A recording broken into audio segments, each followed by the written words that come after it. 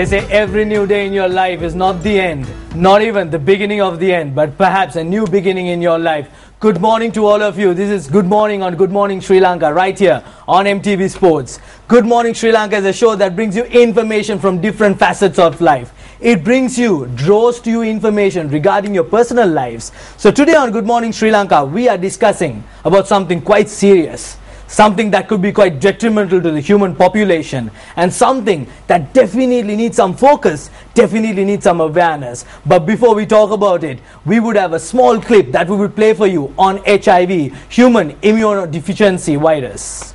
AIDS stands for Acquired Immune Deficiency Syndrome, which means deficient immune system. You get AIDS after becoming infected with the HIV virus. You get infected with the virus by unsafe sex, contact with blood of an infected person, for example by using a contaminated injection needle, from mother to child during pregnancy, childbirth or breastfeeding. Because the virus is transmitted through blood, sperm, vaginal fluids, preseminal fluid, breast milk. You don't have the risk of becoming infected with the virus by saliva or shaking hands. When you have HIV virus but aren't symptomatic yet, you are seropositive. That means that there are HIV antibodies in your blood. You don't need to have any signs of disease yet. An HIV infection passes through 4 stages. In the first stage, the body can show signs of disease like continuous fever and swollen glands, while some people who are infected remain asymptomatic in their first stage. In the second stage, recurring airway infections, skin, mouth and genital lesions often occur. In the third stage, you may have complaints like prolonged diarrhea, excessive weight loss, tuberculosis in the lungs, and other serious infections like meningitis. Finally, besides serious infections, the nervous system may be affected in the 4th stage, which can result in motor loss or AIDS-related dementia. It may take 5 to 15 years before you know that you've got AIDS. This is because sometimes it takes longer for symptoms to occur. HIV and AIDS can be treated with medication but can't be cured. Antiretrovirals slow down the multiplication of the virus but doesn't kill it. To support the treatment, AIDS patients often get medications to boost the immune system and fight against infections. Now that was about HIV. HIV, a disease that's less talked of, more prevalence, and definitely the trends are showing that its incidence seems to be way more, and that could be a scary thought for the future. And we have 2 experts with us today to discuss further on this particular topic, or to discuss on this particular motion. First and foremost, we have Mr. Kishu Gomes, the chairman of Lanka Business Coalition. Good morning to you. Very good morning to you, Shafraz. Thank you. And we also have Dr. Sujata Samarakon, who is a consultant venereologist. Good morning, doctor. Good morning. Good morning to you. So we do have a discussion point to make, because it's a disease that's quite widespread. The incidence is more but less talked of. So this would be the ideal platform for us to create awareness among the viewers as well. Doctor, I'm throwing the first question to you. There's a lot of, let's say, misconception to do with HIV and AIDS. If you could give us a heads up or some information on what would HIV be and what would AIDS be? Yes. HIV is the human immunodeficiency virus. That's the causative organism, which is a virus. By its name, it's clear. And once this virus gets into the body, it attacks the immune system. And the immune system gradually goes down. And the virus takes a foothold in the body and it starts multiplying. And as a result of this lowered immunity, people over a long period of time, when the immunity declines, they are more prone to develop various infections and special types of malignancies which they could have avoided if the immune system was competent. So in this scenario, due to this immune suppression, they are subjected to infections. Those are called opportunistic infections. and these are special types of malignancies. So once a person goes into that stage, then we call it AIDS or acquired immune deficiency syndrome. So basically, doctor, what I understand from what you said was the fact that this could even be the root cause to many other diseases that could follow, and this could not be the only one on its own. So just to get a perspective, because this is about Sri Lanka, what sort of a prevalence do you think in Sri Lanka? Are we at a point where that's red alert, or are we still, you know, getting there? HIV is a red alert. Whether you're in a low prevalent country or a high prevalent country.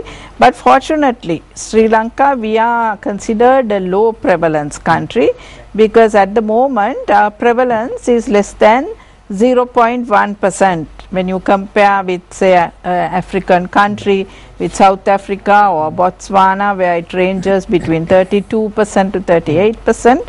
So comparatively we are on a very good wicket, but we must understand that there are so many intricacies around this HIV infection, where people don't come in the open for a diagnosis. So what we see in Sri Lanka, there are the numbers that are reported to the National STD/AIDS Control Program of the Ministry of Health, but it is estimated that there are at least about 3 times of the numbers that have been already detected. So in my opinion, having been in the HIV/AIDS field for 25 years, having even just one patient, right, is an epidemic. Okay. So that's the situation. Exactly. So, Mr. Kishore, now coming to you, I mean, being an individual who's from the private sector, I mean, this is a cause, actually, it's a social cause that is being driven. What sort of an importance do you think this particular, you know, disease has for the private sector to have contributed as you have at the initial stages? Right, Shafraz, it's a topic, you know, that should be discussed today, not tomorrow. Yes. And Dr. Sujata said that, you know, even if you have one case, you have to take it, you know, very seriously. Yes. And if I may, you know, take an example from the rest of the world, Shafraz, you know, to shed light on, you know, how we should basically, you know, look at this situation. You know, about 30 years ago, back in South Africa, business leaders, you know, thought that it wasn't their problem. It was just emerging, you know, in that country, and they thought it wasn't their problem. It's something, you know, that's up to the health, you know, related stakeholders and to the governments, you know, to do something about it. But, you know, because of that kind of approach the business community had in South Africa, today, every single business operating in South Africa, in some other countries, you know, is paying for it, right? And in certain industries, you know, you have very large penetration levels, you know, like as much as 30%. And in countries like, say, Nigeria and some of the other countries Dr. Sujata, you know, talked about, you know, it has reached a level where no company can operate without recruiting HIV infected, you know, individuals. So here in Sri Lanka, there is an estimate, there is a number that is counted, and then there is a real number, right? So estimation, they say, is around 4,100. And not many people know, during the year of 2011, country has recorded 260 deaths. So far for the year, it's 16 deaths, and could be more if you add July and you know, part of August as well. So it has already, in my view, reached an alarming level, right? So, you know, we are a country where in terms of resources, you know, resources are somewhat limited, and we have one resource that can be, you know, used strategically in order to drive the country's economic, you know, growth. And that asset, to me, in my view, is the people asset, right? So if you are to, you know, get the maximum out of that people asset, you know, we need to make sure that they are healthy, they are nurtured and protected, right? And AIDS and HIV and AIDS basically, you know, has been penetrating into the workforce, right? If you look at the recent data, it will show that the penetration level has been, you know, alarming.